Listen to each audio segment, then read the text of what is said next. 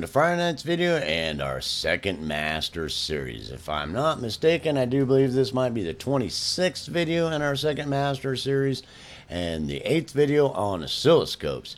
So basically, I kind of wanted to really get it in your head that you really using the oscilloscope and learning to see the things that we've been talking about and we're going to be talking about later in the series is going to be of utmost importance for the oscilloscope to have any meaning to you and for it to be useful for you. So because it will in just about all aspects of your production if you learn to use it and you learn to see the things we're talking about and you learn to be able to evaluate those things.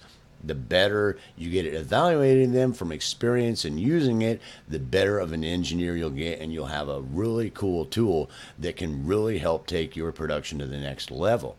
I do not dissuade you from reading about oscilloscopes, from getting some information, and digging deeper into the scope. I really tried to point out that it's really strange that if I'm using, a $30,000 oscilloscope, to find some very simple information that I would be working at NASA or something, or a $140,000 scope, that I've got this $140,000 scope to investigate two different sinusoids and some of the components of them or what might be happening to them.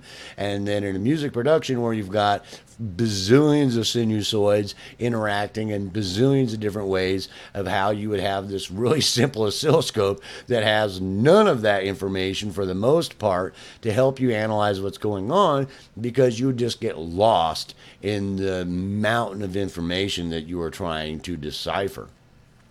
Because what you're trying to decipher is very simple, and you can just that a lot of that information is just going to cause you to not want to use your oscilloscope, and so this information you're getting is a lot simpler. So I really hope I made that clear, and I really hope that like I made the point when we're talking about spectrograms, to really be using it when you're doing repairs, when you're going through, like I talked in my first master series about repairing the audio, clicks, plops, bleeps, issues, anything you might be having, to get used to seeing those issues on your oscilloscope. You might be seeing them in your DAW, and your DAW might be able to show you a pretty good view of what's going on, but your scope should be able to show it to you better. And you being able to spot those issues, learning the things we've talked about, so when you see issues, if they're big issues, they're real obvious. When they're little issues, sometimes they're not obvious. It's not real that obvious, and it's a really helpful tool to help you fine-tune, and target what you're trying to fix. And I wanted to pull out my MATLAB scope, as this is my scope in MATLAB. So I'm not showing you a $150,000 desktop mouse, oscilloscope. This one is just in MATLAB. And this scope in MATLAB gives tons of information. If I go over here and I start scrolling through all the information this is giving you, that there is tons of information that this scope is giving you about what is going on. And if I zoom into any certain area of what's going on, that this scope is going to start giving me information about what's happening in this window. All right, so because I've got a certain window here, and there's tons of information that a whole lot of people dealing with music just aren't going to understand this stuff in no way, shape, or form. They're like, what is all that? I mean, it just looks like a bunch of gobbledygook, mathematical, whatever it is. Well, it is, but I mean, all this information that it's trying to give you is information about what is happening to this waveform, or what this waveform is doing. Now, this is a ton of information, but they can get a lot of information from this waveform, and they needed more information. Why they created the spectrometer that gives even a ton more of information. So you have some understanding that when you're looking at a scope in your DAW, that you're getting a very simplified version, mostly because the mountain of information that you'd be getting from a scope like this is going to be way too much information unless you really know what you're doing with the scope. And the problem is, in the complex waveform arena, that it's so much information that you aren't trying to find the kind of issues a lot of times that the people using these type of scopes are looking for, because you're dealing with music. And unless you're really dealing with noise, saturation, distortions, and things like that, or you're really into sound sculpting to where it's like, no, I'm really into sound sculpting and I really want to get that deep into it to make sounds that are just unbelievable. But, you know, a lot of times you just won't, not really going to be that pertinent to you or valuable to you, because the things that you'll be looking for will be, you'll be looking at them from a much broader scope rather than trying to get in that close of detail.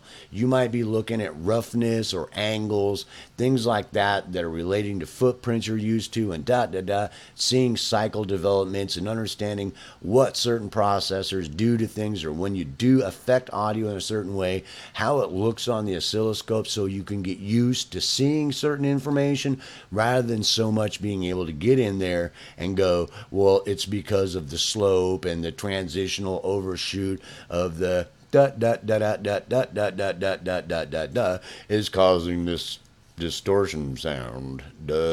So, you know, I mean, I'm not trying to dumb music down, but to some point it is, because it seems backwards that a symphony is much more complex than a lot of things that people using scopes like this are trying to evaluate, but it's not that detrimental. Your studio is not going to blow up if this one of these values is off by a little bit. It's not going to cause your rocket ship to crash into Mars. So it's not going to be that important. You may get to the point to where it is that important that you are just a complete audiophile. And I don't care, dude. I've got my $140,000 oscilloscope. I've got my $50,000, $150,000 spectrometer. And I'm telling you, dude, it's going to be just like that. And that's okay. I don't, but you may get lost in that and not ever produce music. You might want to build a rocket ship. So, because you are definitely going to a whole nother level with analysis of audio, which I did myself because I love my MATLAB. I just do. And I love, if I had $150,000 for an oscilloscope, you can bet I would buy one. So, I mean, I'm not going to dissuade you from that, but you have to understand that concept. So I kind of wanted to point that out. And I really want to once again say we're at the end of this short part on oscilloscopes. Keep in mind we're going to be revisiting them throughout the rest of this master series so they become more and more useful to you, all of your analysis tools. And as far as not only will we be analyzing the processors and the things we do, but also what that looks like, so that we can really get used to having, a master, level working knowledge and using ability of all the analysis tools we have, so that they're of as much use as they possibly can to help us. And really keep in mind that sometimes that you'll be going along and I really don't need to see that. And sometimes you're going to catch things and it's going to be, I am so glad that I really understand my scope and I understand the stuff this guy's talked about, because now I was going through this thing and I caught it on the scope. I was like, bam. I was like, I could see it. I knew what it was. I had an idea what it was. I compared it to footprints. Cycles. I understand what was going on there. While I was doing my mixing issues and my gain staging and looking for problems, or when I was processing or editing or whatever, and I caught it. And that way it saved me tons of time. It saved me tons of time from getting off the path I was looking for, and it kept me on a path of searching for my target that I was looking for and learning what a good target is by having another tool to help evaluate what it's supposed to look like, and being able to see when it looks like how it's supposed to rather than some other thing, and be able to formulate some kind of plan of what I need to start doing to make it look like it's supposed to do, because my ears ain't exactly catching that I need to add so much odd harmonics to fix this problem, but over time I've learned to catch it on the scope. Does that make sense? And I'm seeing the values and seeing the slopes and seeing the roughness, or I'm seeing a rounding problem, or I'm seeing a flatten out area, or I'm seeing, the pattern is not looking normal for some reason, on and on and on and on and on. So I hope I made that really clear in this short series on oscilloscopes, and really, trying to show you out the importance of some of your tools, especially when we get into analyzing the rest of the things we're going to, and for you to be able to take that information back to that first master series and look at that first master series with a whole new level of understanding of things that are going on, so that you can get to that next level of being that master audio engineer and or virtuoso master audio engineer, to make you as good of an engineer as possible and to give you as many helpful tools as possible to help you get there. Peace, hope, love. I certainly hope you enjoyed this short series inside of our second master series on oscilloscopes, and I will see you in the next video.